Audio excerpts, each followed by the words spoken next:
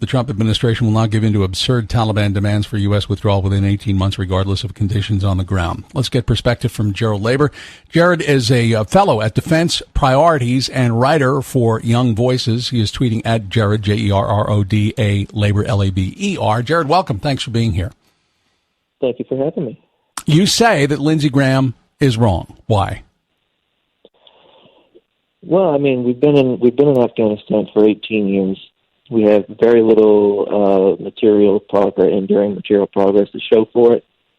And quite frankly, the idea that, leaving Afghanistan would create the conditions for another 9/11, which is sort of the argument that he and a lot of other people in Washington make against the idea of leaving Afghanistan, I think just doesn't really stand up to scrutiny. So I think that after 18 years, I think it's finally time to head home.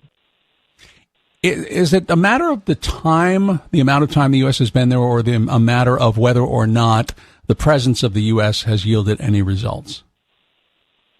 Well, I think it's both. I mean, the more important part, of course, is that there hasn't been any results. I mean, on the battlefield, we have a stalemate. The Taliban are strong enough not to lose, but they're not strong enough to win outright, at least as long as the U.S.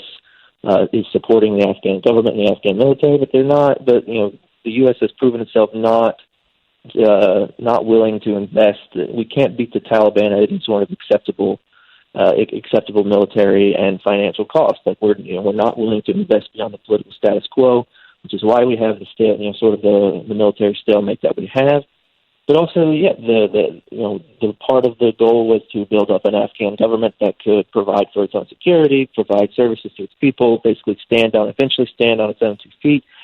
The Afghan government lacks legitimacy. It's unable to provide for its own security. It's corrupt. It's both. But it is absolutely that after 18 years and 2,500 sort of American lives, hundreds of billions of dollars, we really don't have much to show for it.